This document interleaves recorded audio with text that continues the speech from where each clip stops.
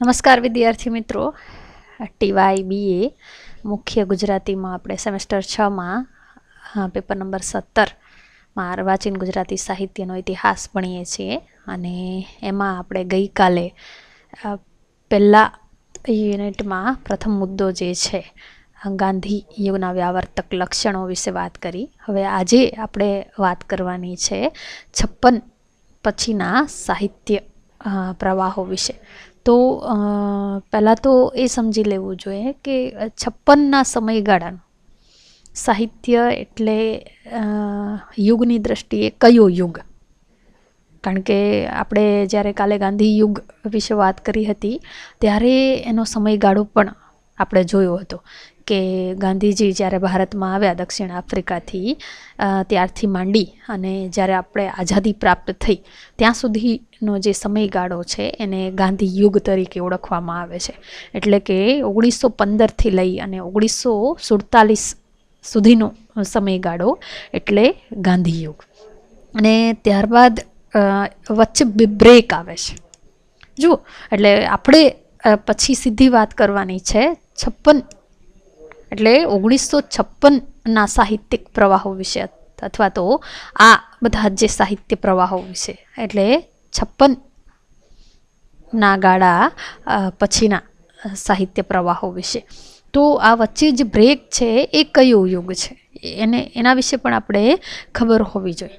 તો તમને બધાને ખબર છે યુગ વિભાજનમાં કદાચ આપણે સિલેબસમાં તો મુદ્દો નથી, પણ આપણે ક્લાસમાં વારંવાર એ વાત કરી છે કે અર્વાચીન કાળ જ્યારે આપણે કહીએ છીએ અથવા તો અર્વાચીન યુગ જ્યારે આપણે કહીએ છીએ ત્યારે એમાં સુધારિત પહેલો યુગ જે છે સુધારક યુગ છે, પછી પંડિત યુગ છે, પછી ગાંધી યુગ છે, પછી અનુગાંધી યુગ છે, પછી આધુનિક યુગ છે અને પછી અનુઆધુનિક યુગ છે. આ 6 યુગ જે છે એ અર્વાચીન યુગમાં સમાયેલા છે. એટલે અહીં આપણે ગાંધી યુગના વ્યાવર્તક લક્ષણો વિશે વાત કરી, પણ એના પછી 47 પછીનું સાહિત્ય જે છે એ અનુગાંધી યુગ તરીકે ઓળખાય છે. અને એને આમ જુઓ તો સૌંદર્યાભિમુખ સાહિત્ય તરીકે પણ એક ઓળખ પ્રાપ્ત થઈ છે. એટલે એના એ યુગના જે કવિઓ છે એ સૌંદર્યાનુરાગી કવિ તરીકે પણ ઓળખાય છે. એટલે એ તમને તમારા ધ્યાનમાં હોવું જોઈએ કે ગાંધી યુગ પછીનો જે યુગ છે વચ્ચે બ્રેક પડે છે જે સિલેબસમાં, એ બ્રેક અનુગાંધી યુગનો છે. એટલે એ સમયમાં જે આમ જુઓ તો પ્રહલાદ પારેખ છે, પ્રિયકાંત મણિયાર છે, રાજેન્દ્ર શાહ છે, રમેશ પારેખ છે, આ બધા જ કવિઓ જે છે એ સૌંદર્યાભિમુખ કવિઓ છે. એટલે બારી બહાર જ્યારે 1940માં પ્રગટ થયું એ એક ગાંધી યુગ કરતાં એ જુદા પ્રકારની કવિતાઓ સાથે પ્રગટ થયો. એટલે ત્યારે જ ઉમાશંકર જોશી એના વિશે કહ્યું કે આ આંખ કાન નાકની કવિતા છે, અથવા તો આ કવિતા જે છે નવી શૈલીની કવિતા છે. એટલે અહીંથી પ્રહલાદ પારેખથી જાણે કે યુગ પરિવર્તન થાય છે. અને એના પછી આમ તો ઉમાશંકરમાં જ આ ત્રણેય યુગો પણ આપણે જોઈ શકીએ. ગાંધી યુગ પણ ઉમાશંકરના સાહિત્યમાં છે, અનુગાંધી યુગ પણ છે, અને આધુનિક યુગના બીજા રોપણ પણ આપણે ઉમાશંકર જોશીની કવિતામાં જોઈ શકીએ. એટલે આપણે 1956 પછીના જે સાહિત્યિક પ્રવાહો વિશે વાત કરવાની છે. એમાં જે સ્વરૂપો છે એ આપણા નિર્ધારિત સ્વરૂપો છે સિલેબસમાં, જેમાં કવિતા છે, નવલિકા છે, નવલકથા છે અને એકાંકી છે. આ 4 સ્વરૂપોમાં જે કંઈ સાહિત્ય સર્જન થયું એના વિશેની વાત આપણે આ સાહિત્યિક પ્રવાહોમાં કરવાની છે. એટલે 56નું સાહિત્ય એટલે કે જેને આધુનિક યુગ તરીકે ઓળખવામાં આવે છે ગુજરાતી સાહિત્યમાં. આમ જુઓ તો આ એક મહત્વનું યુગ છે. અને આ એવો સમય છે કે આસપાસ જે વિપરીત પરિસ્થિતિઓ છે, એક જેને એવું કહેવું હોય કે આ સમય જે છે એ કટોકટીનો સમયગાળો પણ છે. એટલે જુઓ, બીજા વિશ્વયુદ્ધનો સમયગાળો 1939માં, અને ત્યાર પછી અણુ ધડાકાઓ જે થયા, જાપાનના હિરોશીમા અને નાગાસાકી પર જે બોમ્બ ફેંકવામાં આવ્યો, એટલે જેને કહીએ કે વિજ્ઞાનને આ વિનાશ જે સર્જ્યો, એના કારણે મનુષ્ય જે છે એ હીન બની ગયો. એ પોતાના દ્વારા સર્જાયેલા અસ્ત્રો દ્વારા જ એનું નિકંદન નીકળી ગયું. એટલે આ જે સંવેદના છે, અસ્તિત્વની જે ભીંસ છે, એ આધુનિક યુગના મૂળમાં પડેલી છે. એટલે અહીં આપણે પૂર્વ ભૂમિકા રૂપે આધુનિક યુગના જે પરિબળો છે એની વાત કરીશું, અને પછી જે આપણો પહેલો સાહિત્ય પ્રવાહ છે કવિતા, એના વિશે આપણે વાત કરીશું.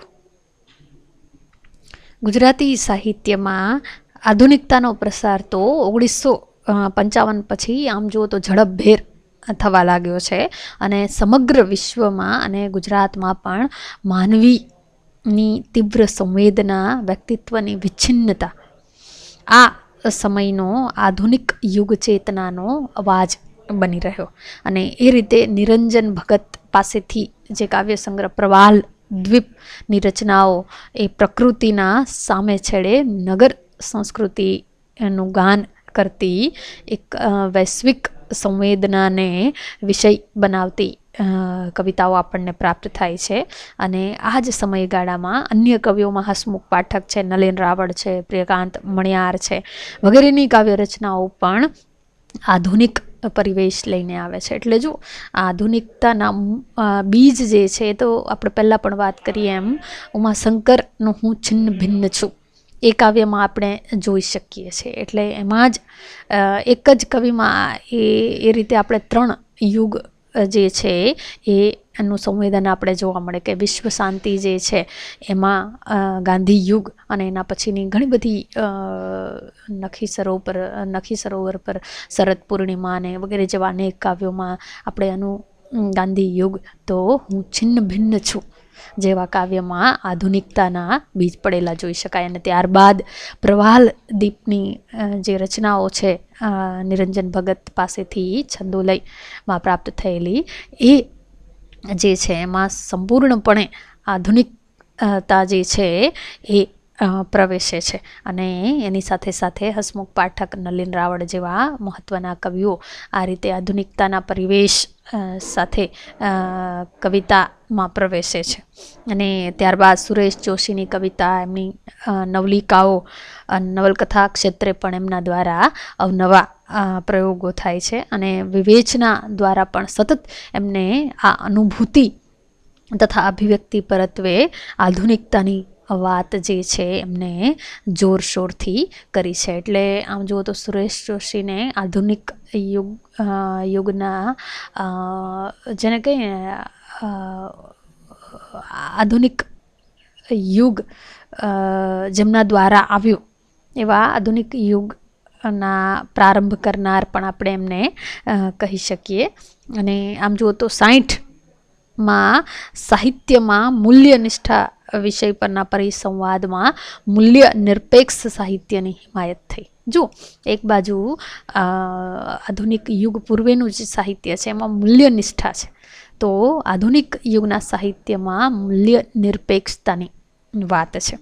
એટલે આધુનિકતાનું મુખ્ય કાર્ય સ્થાપિત વ્યવસ્થાને તોડી ફોડીને આઘાત આપવાનો છે.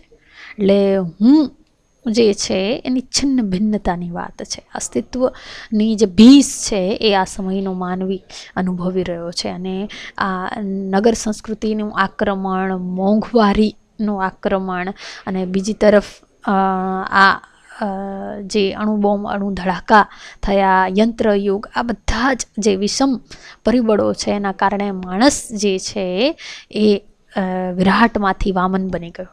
અને એ પીડા, એની એકલતા, એની હતાશા, એની નિરાશા જે છે એ સાહિત્યમાં વિષય બનીને આવે છે. એટલે આધુનિક સાહિત્યના કેન્દ્રમાં માણસની એકલતા, એની હતાશા, એની વેદના, એની પીડા, એના અસ્તિત્વના પ્રશ્નો, આ બધું જ જે છે એ વિષય તરીકે આલેખાય છે. એટલે એ અન્ય યુગો કરતાં આ રીતે જુદો પડે છે.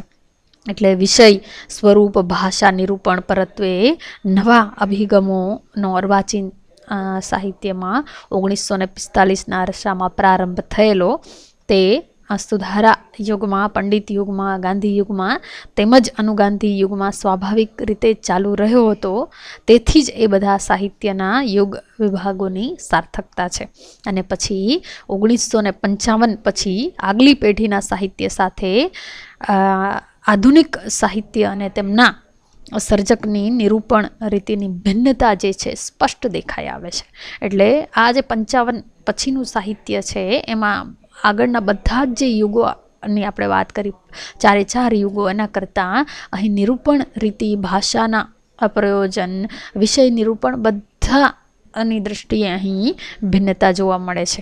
એટલે આધુનિક સાહિત્ય જે છે એ મૂલ્ય પ્રધાન સાહિત્ય નહીં પણ મૂલ્ય નિરપેક્ષ સાહિત્ય છે, જ્યાં કોઈ મૂલ્યોનો સ્વીકાર નથી.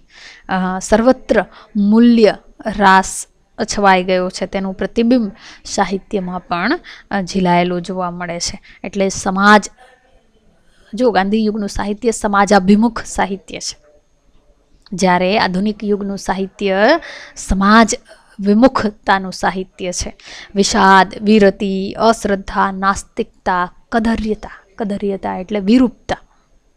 એટલે બોડલેર પાસેથી જે દુરિતના પુષ્પો, ફ્લાવર્સ ઓફ ઇવિલ પ્રાપ્ત થયું અને ત્યારથી જ એ આધુનિક યુગનો આરંભ પશ્ચિમમાં થઈ ચૂક્યો હતો. આપણે તો એના કરતાં 100 વર્ષ પાછળ છીએ. એટલે જુઓ, દુરિતની વાત પણ સાહિત્યમાં સ્થાન પામી. એટલે આ રીતે કદર્યતા વગેરે અંશો સાહિત્યમાં નિરૂપાયેલા જોવા મળે છે. અભિવ્યક્તિના પ્રશ્નોને લાગે વળગે છે ત્યાં સુધી રૂપલક્ષી અભિગમ સાહિત્યને કલાકૃતિ બનાવવાની સભાનતા સાથે અહીં અમલમાં આવે છે. એટલે સાહિત્ય કૃતિ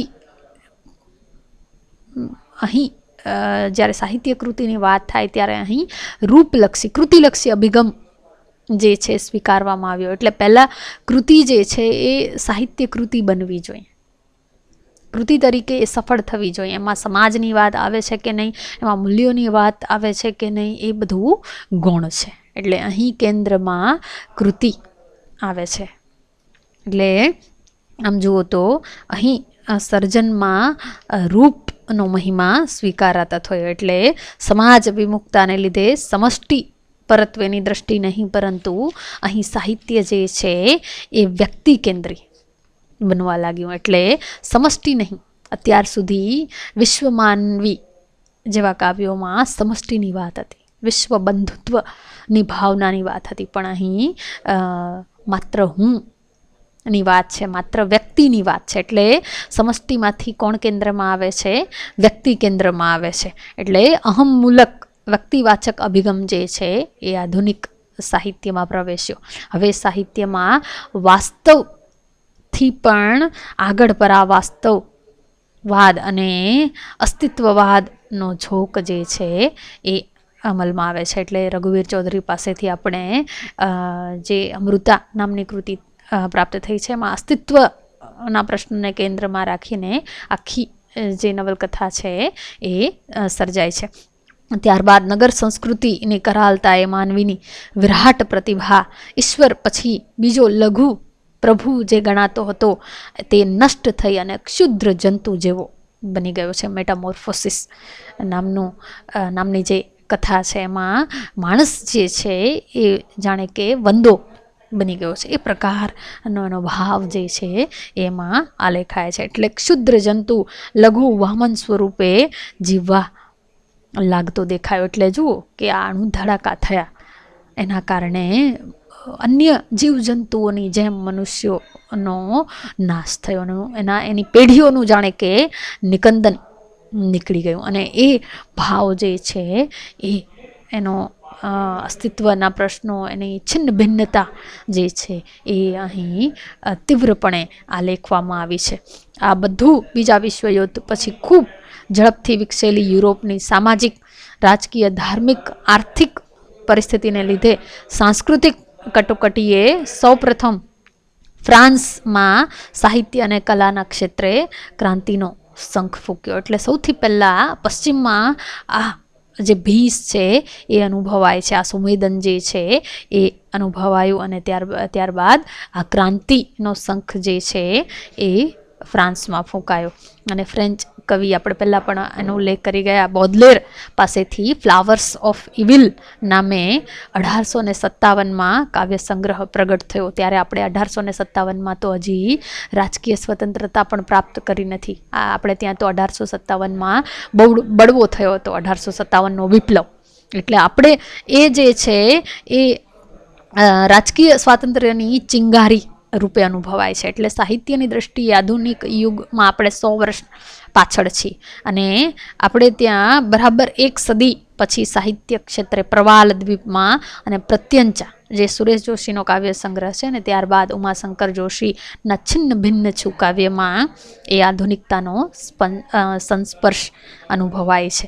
હવે અહીં આપણે જો કેટલાક એના પરિબળો અને આધુનિક યુગ જે આવ્યો તેની પાછળ કઈ પરિસ્થિતિ જવાબદાર હતી એની આપણે વાત કરીએ તો એ જે વૈશ્વિક સંદર્ભે આધુનિક યુગ આવ્યો એની આપણે વાત કરી, પણ એની સાથે આપણે આપણા ભારતમાં પણ એવી કેટલીક ઘટનાઓ બની ગઈ, એ પણ જો આપણી શ્રદ્ધા પર પ્રહાર કરનારી બની રહે છે. માણસમાં જે આપણી શ્રદ્ધા રહેલી છે એના પર આ યુગમાં તીવ્ર પ્રહારો થયા છે, આ સમયમાં તીવ્ર પ્રહારો થયા છે. એટલે માણસમાંથી આપણને શ્રદ્ધા ઉઠી જાય એ પ્રકારની ઘટનાઓ આ સમયગાળામાં બની હતી. અને એમાં ભારતમાં 1847માં આપણે રાજકીય આઝાદી તો પ્રાપ્ત થઈ ગઈ, પણ દેશના ભાગલા પડવા જેવી લોહિયાળ આઝાદી આપણને પ્રાપ્ત થઈ. એટલે આમ જો તો દુર્ઘટના જ છે, અને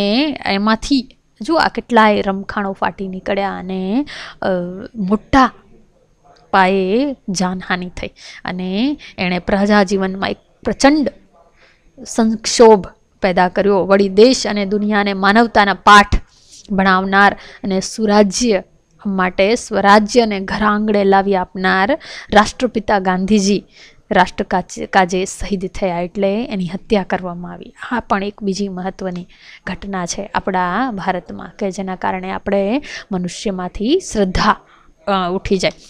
એટલે ગાંધી હત્યા અનેક પરિમાણે એ પ્રતિકાત્મક ઘટના તરીકે ઓળખાય છે.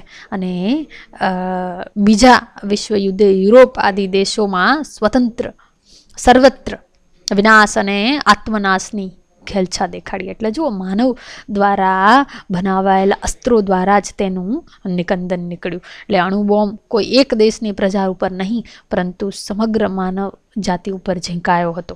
એમાં આધુનિક વિજ્ઞાન અને યંત્ર વિજ્ઞાનની ભીષણતા અને વિકરાળતા ખુલ્લી પડી ગઈ. અમારા સ્વાતંત્ર્ય પ્રગટ જગત બંધુત્વની ક્ષમતા એવી કવિવાણી જાણે કે એક આદર્શનું અરણ્ય રુદન બની ગયું. એટલે અહીં જાણે આપણે વિશ્વ બંધુત્વની જે વાતો કરતા હતા એ જાણે કે એક જંગલમાં કોઈ રડી રહ્યું છે, અરણ્ય રુદન જાણે કે બની ગયું. એટલે જાણે એનો કોઈ અર્થ જ નથી, બધું નિરર્થક છે. પણ વાસ્તવિકતા તો આ જ છે કે જેણે થોડી જ ક્ષણોમાં માણસની પેઢીઓનું નિકંદન વાળી દીધો. ત્યારબાદ આમ યંત્ર વિજ્ઞાને ઔદ્યોગિક સંસ્કૃતિ, નગર સંસ્કૃતિને જન્મ આપ્યો. જો એટલે યંત્ર અને માણસ, એટલે અત્યાર સુધી યંત્ર સંસ્કૃતિ નહોતી ત્યાં સુધી બધા મનુષ્યો જે છે સાથે કામ કરતા હતા, યંત્રો નહોતા. ત્યારે માનવ વચ્ચે સંવાદની શક્યતાઓ હતી, પરંતુ હવે તો યંત્ર યુગને કારણે મનુષ્ય જે છે યંત્ર સાથે કામ કરે છે. એટલે અહીં સંવાદની શક્યતાઓ ઘટી ગઈ. એટલે આધુનિક યુગના કેન્દ્રમાં વિસંવાદ પણ છે. એટલે આ પણ એક યંત્ર યુગ જે છે પણ મહત્ત્વનું એનું પરિબળ છે. એટલે એમાં યંત્રનું મહત્ત્વ વધ્યું અને માણસનું મહત્ત્વ ઘટ્યું. એટલે યંત્રને બનાવનાર માનવી જે છે એની સામે નાનું બની ગયો. એને એટલે બનાવનાર જે છે એ જ જાણે કે એની સામે, એની બનાવટની સામે લાચાર બની ગયો. એમાં માનવી નગરની ભીડમાં ખોવાઈ ગયો, ક્ષુદ્ર જંતુ સમો બની ગયો. મનોવિજ્ઞાનના નવા જ્ઞાને માનવીના અંતરમાં એક્સરે મૂક્યો. એટલે ફ્રોઈડ અને યુંગના જે અભ્યાસો થયા, જેના કારણે માનવ મનની અંદર શું ચાલી રહ્યું છે પણ એ પ્રગટ થવા લાગ્યું. ચેતન, અર્ધચેતન ઉપરાંત અવચેતન મનની જે લીલા છે, વ્યાપારો, એ માનવીને સફાળો વિચાર કરતો કરી મૂક્યો. સ્વાતંત્ર્યોત્તર ભારતમાં મોંઘવારીએ 10 મુખા રાવણનું રૂપ ધારણ કર્યું. તેણે માનવીને માનવી ન રહેવા દીધો. જો માનવ જાતમાંથી આમ જો તો આ બધી રીતે શ્રદ્ધા ઉઠી જાય એ પ્રકારની આ બધી ઘટનાઓ છે. ચારે તરફ મોંઘવારી, નગર સંસ્કૃતિનું આક્રમણ, યંત્ર સંસ્કૃતિનું આક્રમણ, અણુ ધડાકા, એના કારણે માણસનું અસ્તિત્વ છીનવાઈ ગયું. એના અસ્તિત્વના ચૂરે ચૂરા થઈ ગયા અને એના કારણે એ જાણે કે વામન બની ગયો છે. એનું કોઈ અસ્તિત્વ જ નથી આ પૃથ્વી પર. એ પ્રકારનું સંવેદન એને થવા લાગ્યું અને એ સંવેદન જે છે સાહિત્યમાં આ લેખાવા લાગ્યું. એટલે એ રીતે અહીં એ હદે અહીં મૂલ્ય રહાસની વાત કરવામાં આવે છે. આજ સુધી જોવાયેલા નૈતિકતાના મૂલ્યોનું સદંતર અહીં ધોવાણ થઈ ગયું. લાંચ, રૂશ્વત, સગાવાદ, પ્રાંતવાદ, કોમવાદ, જાતિવાદ, ભાષાવાદ વગેરે બધું ખેદાન મેદાન કરી નાખ્યું. આ જ રિયાલિટી છે. જો આજે પણ આપણે જોઈએ છે બધી જગ્યાએ પ્રાંતવાદ છે, જાતિવાદ છે, ભાષાવાદ છે, કોમવાદ છે. એટલે કોઈ પણ જગ્યાએ તમારી ઓળખ જે છે આ રીતે વહેંચાઈ ગયેલી છે. એટલે અહીં માણસ તરીકે નહીં, પરંતુ આ રીતે આ દ્રષ્ટિબિંદુઓ દ્વારા જોવામાં આવે છે. એનું મૂલ્ય એ રીતે કરવામાં આવે છે. માનવી અંદરથી તૂટતો ગયો, તરડાતો ગયો. જીવનના અસ્તિત્વના પ્રશ્નો ઊભા થયા. નાસ્તિવાચક મૂલ્યો, ઈશ્વરનું પર મરણ અહીં પોકારવામાં આવ્યું. રૂઢિભંજકતા અને વિચ્છિન્નતાનો ઉપાડો માનવ ઇતિહાસની આ અસાધારણ ભૂતપૂર્વ કટોકટી બનતી જતી હતી.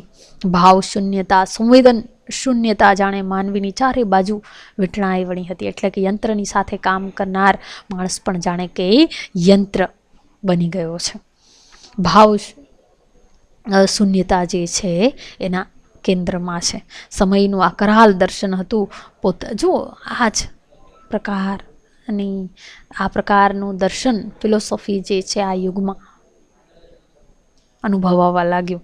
એટલે પોતાનો પરિચય પણ માણસે ગુમાવી દીધો છે. એટલી હદે એકલતા, નિરાશા, હતાશા એને ઘેરી વળે છે.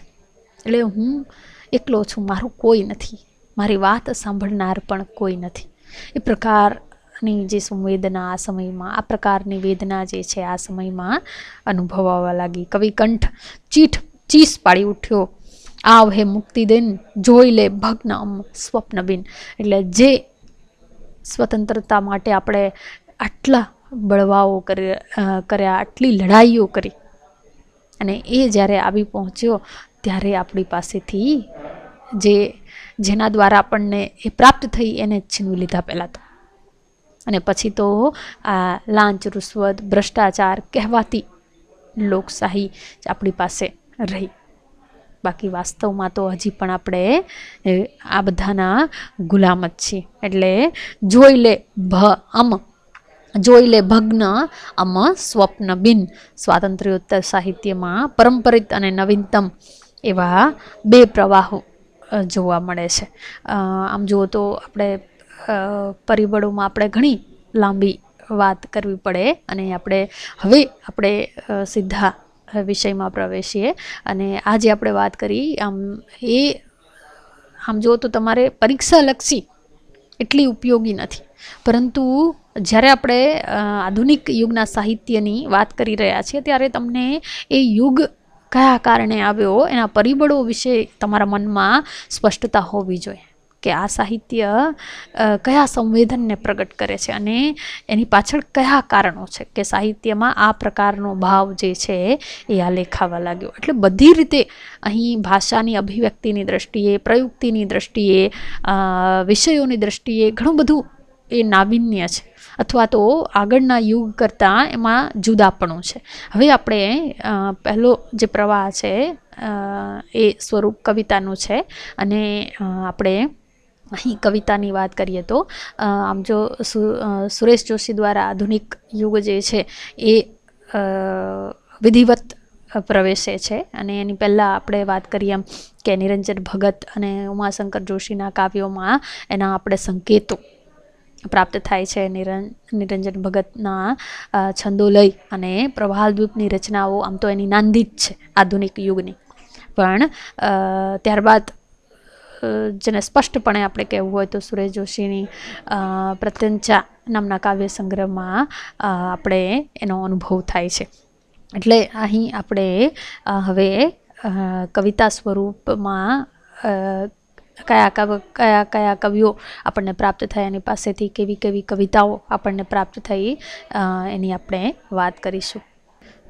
કવિતાની વાત જ્યારે કરવી હોય ત્યારે સુરેશ જોશી પાસેથી આપણને પ્રત્યંચા, ઈતરા અને ઉપજાતિ જેવા કાવ્ય સંગ્રહો પ્રાપ્ત થાય છે અને એમાં આધુનિક સંવેદન જે છે એ પ્રગટ થતું જોઈ શકાશે. અને એમાં ખાસ કરીને એ જુઓ એક એમની કાવ્ય પંક્તિની વાત કરું છું. તે અમારું ઘર કાવ્ય માનું આ કોટેશન છે અથવા તો કાવ્ય પંક્તિ છે. પહેલે ખૂણે દેખાય છે અંધારામાં તમને કશું, અંધારના કો પિંડ શું, હા એ જ છું હું. જો એટલે અહીં જે એક મહાન મનુષ્યની વાત એની પૂર્વેના સાહિત્યમાં થતી હતી, અહીં હું ની જે નિમ્નતા છે એનું વામન સ્વરૂપ જે છે અહીં તમને સુરેશ જોશીના કાવ્યોમાં જોવા મળે. એટલે અભિવ્યક્તિની દ્રષ્ટિએ જો કહેવું હોય, અત્યાર સુધી આપણને છંદોબદ્ધ કાવ્યો પ્રાપ્ત થતા હતા, એની જગ્યાએ અહીં અછાંદસ કાવ્યો પ્રાપ્ત થાય છે. એટલે અછાંદસતા એ આ યુગની એક મહત્વની ઓળખ પણ બની રહે છે. એટલે પહેલે ખૂણે દેખાય છે અંધારામાં તમને કશું, અંધારના પિંડ શું, હા એ જ છું હું. એટલે હું જે છે એ કેવો છે, અંધારાના પિંડ જેવો. મનુષ્ય જે છે એ અહીં અંધકાર રૂપે કલ્પવામાં આવ્યો છે. એટલે આ રીતે ત્યારબાદ જો સુરેશ જોશીમાં તમને અંધકારના અનેક કલ્પનો પ્રાપ્ત થશે અને આ રીતે અહીં વિષાદનો અનુભવ થતો આપણે જોઈ શકીએ. અંધારની રણરેતમાં મૃત ચંદ્ર કેરા પ્રેત શોભમતો ફરું. અત્યાર સુધી આપણે ચંદ્રને મોટા ભાગે પ્રકાશિત રૂપે, તેજસ્વીતા રૂપે આપણને એક સૌંદર્ય ના તત્વ તરીકે આપણે એની પૂર્વેના કાવ્યમાં જોતા આવ્યા છીએ, પરંતુ અહીં ચંદ્ર પણ તમને કેવી રીતે મૃત રૂપે આલેખાતો જોવા મળે. પેલા વાસી રોટલા તરીકે આલેખાયેલો જોવા મળે. એટલે આ વિષાદ જે છે, આ રીતે કલ્પનો પણ વિષાદ સભર કલ્પનો છે. અંધારની રણરેતમાં મૃત ચંદ્ર કેરા પ્રેત શોભમતો ફરું, પવનના હાડ તીણાની સરાણે બુઠ્ઠા થયેલા શૂન્યની રેધાર કાઢ્યા કરું છું. એટલે જુઓ અહીં ધાર પણ બુઠ્ઠી થઈ ગયેલી છે, નિરર્થકતા. એટલે આપણે જે કાર્ય કરી રહ્યા છે એ પણ નિરર્થક છે જાણે. એટલે એ પ્રકાર આના સિવાય પણ સવાર, પાંખડી, ગ્રીષ્મ બપોર, રોજ રાતે, સંક્ષિપ્ત રામાયણ, ત્રિજ્યા, હું, સૂર્યા વગેરે જેવી કાવ્ય રચનાઓમાં એમની સર્જક પ્રતિભાના ઉન્મેષો જે છે એ પ્રગટ થતા જોવા મળે છે. આકૃતિ, ભારત અને અભિવ્યક્તિ બધી રીતે નવેસરથી તીવ્ર કલાભાન સાથે પ્રગટ થવાની જે એક વાત છે એ તમને અહીં જોવા મળે છે. એટલે એ રીતે આપણે જોયું કે આપણે ત્યાં આધુનિકતાનો આરંભ કરનાર જે છે એ સુરેશ જોશી, અને એ નવલકથા હોય કે કવિતા હોય કે નવલિકા હોય, આ બધા જ સ્વરૂપોમાં એ આધુનિકતા જે આવે છે એને પ્રવેશ આપનાર સુરેશ જોશી છે. ત્યારબાદ આધુનિક કવિતાના મહત્ત્વના કવિ જે છે એ ગુલામ મોહમ્મદ શેખ છે. આમ તો આધુનિક કવિતાની વાત કરવી હોય તો સુરેશ જોશી, ગુલામ મોહમ્મદ શેખ, લાભશંકર ઠાકર, સિતાંશુ યશસ્ચંદ્ર, રાવજી પટેલ અને મણિલાલ દેસાઈ વગેરે જેવા, ચંદ્રકાંત શેઠ વગેરે જેવા કવિઓની આપણે ચોક્કસપણે વાત કરવી પડે, કારણ કે આ બધા જ કવિઓ આ સમયગાળાના પ્રધાન કવિઓ છે. આપણે અહીં એક પછી એક કવિઓ વિશે વાત કરવાનો પ્રયત્ન કરીશું, પણ અહીં આમ જો તો ક્લાસરૂમ કરતાં થોડી મર્યાદા છે, એટલે તમારે રેફરન્સ બુક જે છે એ ચોક્કસપણે જોઈ જવા. ગુલામ મોહમ્મદ શેખ જે છે મૂળભૂત રૂપે ચિત્રકાર છે, પરંતુ એમની પાસેથી આજે આપણને અથવા નામનો કાવ્ય સંગ્રહ પ્રાપ્ત થયો, અને એમાં આધુનિકતાનો કલાત્મક જે સંસ્પર્શ છે એ અનુભવવા મળે છે. ચિત્રકલાની ઊંડી પોતાની કળાકીય જાણકારીનો લાભ તેમની કવિતાને પ્રાપ્ત થયો છે, અને એમની કવિતાઓ જે છે એ સમયના જે સામાયિકોતા, ક્ષિતિજ, વિશ્વમાનવ વગેરેમાં પ્રગટ થયેલા છે. અને ખાસ કરીને એમની કેટલીક મહત્ત્વની કવિતાઓ છે, જેમ કે કબ્રસ્તાન, જેસલમેર વિષયક કાવ્યો, મૃત્યુ. અહીં મૃત્યુ પણ વિષય તરીકે આવે છે. જુઓ, જ્યારે આપણે નવા વિષયની વાત કરી હતી કે અહીં નવા વિષયો જોવા મળે છે, વિષાદ છે, હતાશા છે, એમાં મૃત્યુ પણ એક મહત્ત્વનો વિષય છે. અંધકાર અને હું, કવિ વગેરે કાવ્યો કોઈક ને કોઈક પ્રકારના સર્જન વિશેષથી નોંધપાત્ર બન્યા છે. એટલે એમનું એક ઉદાહરણ લઈએ આપણે તો, બાવળના કાળા થળીએ પડેલી તિરાડોમાં આરામથી સૂતેલ રાતી કીડીઓ પર નવા ફૂટેલ પાનની લીલાશ વરસી રહી છે. એટલે જો અહીં કોઈ છંદ નથી, પરંતુ અહીં ગદ્ય જે છે એ લયાત્મક ગદ્ય પ્રયોજાયો છે. એટલે અહીં એમની પાસેથી આ પ્રકાર ન જાણે કે એકદમ નિષ્ક્રિયતાનો ભાવ, વિષાદનો ભાવ જે છે એ આપણને જોવા મળે છે. તો આ સમયગાળાની ગુજરાતી કવિતા નોખા માર્ગે આગળ વધતી વિવિધ છટાઓ પ્રગટ કરે છે. જેમ કે શેખની કવિતામાં આદિમ સંવેદનાઓ થકી ભાષાની અભિવ્યક્તિ ક્ષમતાપૂર્વક પ્રગટ કરે છે. એટલે આ શેખની કવિતાઓમાં આદિમતાવાદી જે ઝોક છે એ પણ વિશેષ પ્રમાણમાં જોવા મળે છે. અને જેસલમેર વિષયક કેટલાક એમના કાવ્યો છે, પછી અંધકાર વિષયક એમના કાવ્યો છે, જેમાં કલ્પન પ્રચુરતા જે છે વિશેષ પ્રમાણમાં જોવા મળે છે. હવે એના પછીના બીજા મહત્ત્વના કવિ છે લાભશંકર ઠાકર. રે મઠના પ્રણેતા અને આકંઠ સાબરમતી સાથે સક્રિયપણે જે સંકળાયેલા છે, અને આધુનિક સમયના એ પ્રમુખ સર્જક છે. એમની પાસેથી નવલકથાઓ પણ આપણને એટલી જ સફળ પ્રાપ્ત થઈ છે, આધુનિક નવલકથાઓ કોણ વગેરે જેવી. તો પણ વિશેષ જે છે એ કવિ તરીકે એમને પ્રસિદ્ધિ પ્રાપ્ત થઈ છે. એટલે કવિતા, નવલકથા, નાટક, લલિત નિબંધ, ચરિત્ર, સ્મરણો, બાળ વાર્તાઓ, વિવેચન વગેરે જેવા ક્ષેત્રોમાં તેમણે નોંધપાત્ર પ્રદાન કર્યું છે. અને 1965માં તેમણે પરંપરા અને પ્રયોગશીલતા ઉભયની અભિવ્યક્તિ દાખવતા કાવ્યો નો સંગ્રહ જે છે વહી જતી પાછળ રમ્ય ઘોષા પ્રગટ કર્યો હતો. અને આ સંગ્રહનું પ્રથમ કાવ્ય ચાંદરણુમાં ભાષા, છંદ, અનુભૂતિ વગેરે દ્રષ્ટિએ પરંપરાનું અનુસંધાન જોવા મળે છે.